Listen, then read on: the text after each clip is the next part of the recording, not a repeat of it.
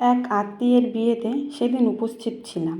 দেখলাম ছাদনাতলায় মালা বদল করতে গিয়ে দুজনেই দুজনকে জড়িয়ে ধরেছে। মেয়েটির চোখে বাঁধভাঙা বন্যা। ছেলেটিও নিজেকে আর সংবরণ করতে পারল না। এমন আবেগ ঘন দৃশ্য দেখে পাশ থেকে ছেলেটির এক বন্ধু বলে উঠল, হবেই তো, 4.5 বছরের ভালোবাসা আজ পূর্ণতা পেল। একেই বলে সফল প্রেমিক প্রেমিকা, মেড ফর ইচ আদার। সত্যিই তো, প্রেমিক বা প্রেমিকা দীর্ঘদিন প্রেমটা চালিয়ে যাওয়ার পর একে অপরকে কাছে পেয়ে সাত পাকে বাঁধা পড়ে মনের মানুষকে কাছে পেলে মনটা সকলেরই আনন্দে ভরে যায়। আমরা তখন বলি, যাক, শেষ পর্যন্ত প্রেমের জয় হলো। শুধু বাস্তবে নয়, এমনটা সিনেমাতেও দেখি। নায়ক নায়িকার মিলনেই সিনেমার পরিসমাপ্তি। কিন্তু তারপরে কি হয়? বিবাহিত জীবনে কেমন থাকে তারা, সেটা কিন্তু দেখানো হয় না আর। বিয়েতেই কি ভালোবাসার পূর্ণতা? চলুন আজ তাহলে প্রেমে সফল এমন এক প্রেমিকের গল্প আপনাদের বলি। সেদিন সকালে বাজার থেকে ফিরছি। সাইকেলটা নিয়ে অতি দ্রুত গতিতে পাশ কাটিয়ে চলে গিয়েও আবার পিছিয়ে আসলো আমাকে দেখে। তারপর সাইকেলটা সাইডে স্ট্যান্ড করে কাছে এসে বলল, আসলে খেয়াল করিনি স্যার, কেমন আছেন? বলেই পা দুটো ছুঁয়ে প্রণাম করলো প্রসেনজিৎ।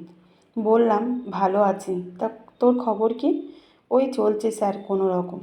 আসলে আমার ছেলের শরীরটা খুব খারাপ, ওষুধ আনার জন্যই যাচ্ছিলাম। মনটাও ভালো নেই, একটু অন্যমনস্ক ছিলাম, তাই খেয়াল করিনি।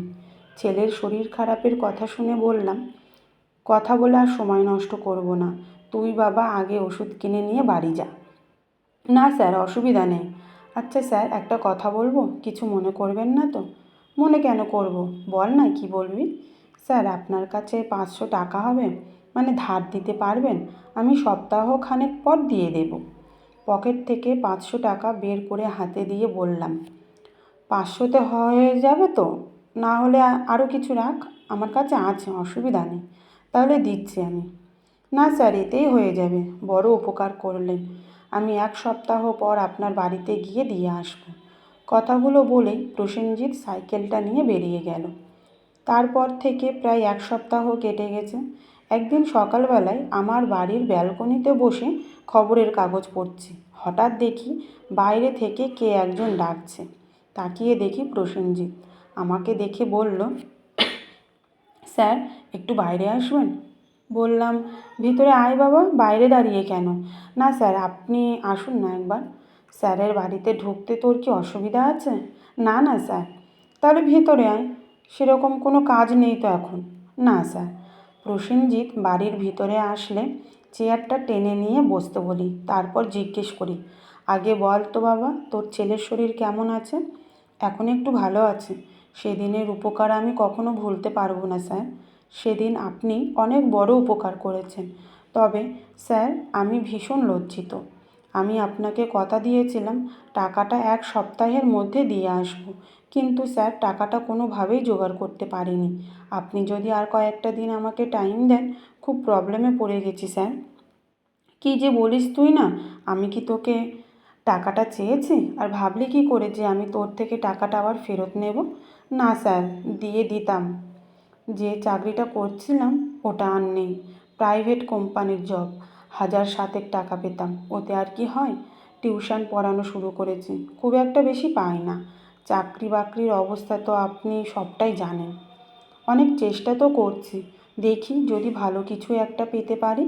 বড় খারাপ অবস্থার মধ্যে পড়ে গেছি স্যার, জীবনে এমন পরিস্থিতিতে গিয়ে পড়ব কল্পনাও করিনি।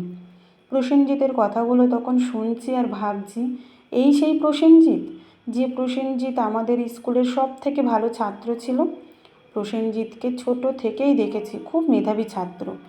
স্কুলের সমস্ত টিচার যারা ছিলাম আমরা, প্রসেনজিতের ওপর বিরাট ভরসা ছিল। ভেবেছিলাম জীবনে ও ভালো কিছু একটা করবেই। প্রসেনজিৎ মাধ্যমিকে তাক লাগানো রেজাল্ট করেছিল। শুধু মাধ্যমিক নয়, উচ্চ মাধ্যমিকেও সায়েন্স পড়ে ভালো রেজাল্ট করলো। ফিজিক্স অনার্স নিয়ে কলেজে পড়তেও শুরু করলো। অনেক স্বপ্ন ছিল প্রসেনজিৎকে নিয়ে, কিন্তু কোথা থেকে কী যে হয়ে গেল। প্রসেনজিতের কথাগুলো শুনে মনটা বেশ ভারাক্রান্ত হয়ে উঠছিল। একটু আক্ষেপের সুরেই বললাম, এত তাড়াতাড়ি? আমার কথাটা আর পুরোপুরি শেষ করতে দিল না প্রসেনজিৎ। বলল, জানি স্যার, জীবনে একটা ডিসিশন পুরো জীবনটাকেই বদলে দিল। জীবনে ভাবি এক, হয় আর এক। আমাকে নিয়ে আপনাদের কত আশা ছিল, আমি কোনো আশাই পূরণ করতে পারিনি। আমার বাবা মায়েরও কত স্বপ্ন ছিল, তাদের ছেলে জীবনে ভালো কিছু করবে, কিছুই করতে পারলাম না। মনের কথাগুলো সব আজ বলতে ইচ্ছে করছে আপনাকে। জানেন স্যার, সবার জীবনে প্রেম আসে, আমার জীবনেও প্রেম এসেছিল। প্রেমটা ছিল আমার লাইফের একটা পার্ট। খুব সুন্দরভাবে ব্যালেন্স করে চলছিলাম। আপনারা ভাবছেন হয়তো কলেজে গিয়ে প্রেম টেম করে আমি উচ্ছনে গেছি, আসলে তা নয়। প্রেমটা আমার অনেক আগে থেকে। আমি তখন ক্লাস 9-এ পড়ি। আমার মামার বাড়ির পাশেই বাড়ি ছিল সুবর্ণাদের। সুবর্ণাও তখন 9-এই পড়ে। তখন থেকেই আমাদের প্রেমটা শুরু হয়েছিল। প্রেম চলাকালীনই আমি মাধ্যমিক, উচ্চ মাধ্যমিক সবেতেই ভালো রেজাল্ট করলাম। আপনাদের সহযোগিতা আমি সবসময় পেয়েছি। বাবার আর্থিক অবস্থা যে খুব একটা ভালো ছিল না, সেটা আপনারা জানেন তো। ওই তো একটা বেসরকারি চাকরি, সামান্য বেতন, তার উপর আমার সায়েন্স পড়ার খরচ। এই আর্থিক অবস্থা নিয়ে আমার বাবা হয়তো অনেক বড় স্বপ্ন দেখে ফেলেছিল। কলেজে গিয়েও ঠিকঠাক চলছিল। এদিকে সুবর্ণার বাড়ি থেকে বিয়ের দেখাশোনা শুরু করে দিয়েছে। কলেজের পড়া কমপ্লিট হলেই বিয়েটা দিবে। আমাদের প্রেমের ব্যাপারটাও ওদের বাড়িতে জানাজানি হয়ে যায় তখন। আমি তখন স্টুডেন্ট, আমাদের আর্থিক অবস্থা মোটেও ভালো নয়। সেই তুলনায় ওরা বেশি ধনী। তাই আমার সাথে বিয়ে যে দেবে না, এটা স্বাভাবিক। কলেজে 3rd ইয়ার চলছে, এদিকে দেখাশুনো করে ওর বিয়ের ডেট ফাইনাল। মন কিছুতেই মানতে পারছিল না এসব। সুবর্ণাও আমাকে ছাড়তে পারবে না। একদিন ও বাড়ি থেকে পালিয়ে এলো, আর ওর ওর এই চলে আসাটাই আমার সম্পূর্ণ সায় ছিল। পরীক্ষার ঠিক কয়েকদিন আগেই ঘটল এমন ঘটনা। তারপর মন্দিরে গিয়ে বিয়েটা করে ফেলি। সুবর্ণাকে আমার বাড়িতে নিয়ে চলে আসি। তখন ভালো মন্দ বিচার বোধ আমার মাথায় আসেনি। কিছু বন্ধুবান্ধব, পাড়ার মানুষজন, তাদের সাহস জোগানো আর বাহবাতে আমি এতদূর এগোতে পেরেছি। যাই হোক, সুবর্ণা আর পরীক্ষা দিল না। আমি কোনো রকমে 3rd ইয়ারে পরীক্ষাটা দিয়ে উতরে গেলাম ঠিকই, রেজাল্ট আর ভালো হলো না। আজ আমি সফল প্রেমিক, প্রেমে জয়লাভ করেছি, কিন্তু তাতে কি? প্রেম তো আবেগ।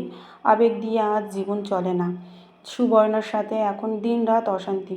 ভালোবাসার মানুষকে কাছে রাখতে পেরেছি, কিন্তু ভালো রাখতে পারিনি। সেদিনের সেই প্রেমটা আজ আর একটুও নেই। সুবর্ণার সামনে এলেই আজ আর সহ্য হয় না যেন। হাতে এমন টাকা নেই যে সুবর্ণার জন্য কিছু একটা করব। সুবর্ণা বড়লোকের মেয়ে, অভাব কী সেটাও কোনো দিনও বোঝেনি। কিন্তু আজ সংসারে ভালো থাকতে গেলে টাকা লাগে। আমি সুবর্ণাকে ভালো রাখতেই পারছি না, আর ওর উপরে একটা ছোট বাচ্চা, তার খাবার জোগাড় করতেই হিমশিম খাচ্ছি। টিউশন করে আর কত টাকা আসে? লকডাউনে বাবার চাকরিটাও চলে গেল। এখন একটা দোকানে কাজ করে বাবা। তাছাড়া বাবার বয়সও তো হচ্ছে। এতগুলো মানুষ কী করে চলবে সেটাই ভেবে পাচ্ছি না। বিশ্বাস করুন স্যার, আজ আর বাঁচতে ইচ্ছে হয় না। মাঝে মধ্যে মনে হয় সব ছেড়ে ছুড়ে দিয়ে কোথাও চলে যায়। প্রসেনজিতের মুখ থেকে কথাগুলো শুনে কী বলবো সেটাই ভেবে পাচ্ছিলাম না। আমি নিজেই ভাষা হারিয়েছি। তারপর প্রসেনজিৎকে জিজ্ঞেস করি, শ্বশুরবাড়ির সাথে যোগাযোগ আছে তো?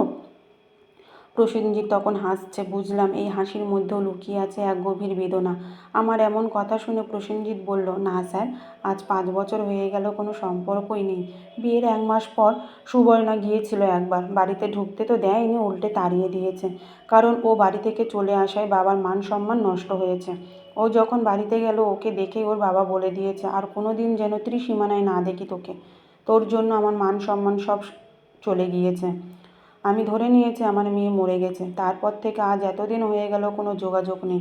আচ্ছা স্যার, এবার উঠতে হবে। সকালবেলায় এসে আপনার অনেকটা সময় নষ্ট করে দিলাম। পারলে স্যার আমাকে ক্ষমা করে দেবেন। আপনাদের কোনো স্বপ্নই পূরণ করতে পারিনি। ভালো থাকবেন স্যার, বলে পা ছুঁয়ে প্রণাম করে তারপর প্রসেনজিৎ বেরিয়ে গেল। প্রসেনজিতের কথাগুলো মনের মধ্যে একটা অসম্ভব বেদনা জাগিয়ে তুলল। সেদিনে সেই প্রসেনজিৎ আজ আর সেই রকম নেই। চেহারাটাও ভীষণ খারাপ হয়ে গেছে। তরতাজা ভাবটাও নেই বললেই চলে। কতই বা বয়স হবে, 25 বা 26? এই বয়সেই যেন একটা বয়সের ছাপ পড়ে গেছে। অথচ প্রসেনজিৎ দেখতে কত সুদর্শন ছিল। আর আজ বুকের ভিতর একটা কষ্ট লাগছিল। আমিও তো একজন মেয়ের বাবা। সন্তানকে কত আদর ভালোবাসা দিয়ে মানুষ করতে হয়। প্রসেনজিতের যে বউ, সে তো আমার মেয়েরই মতো একটা মেয়ে, অথচ আজ কত কষ্টে।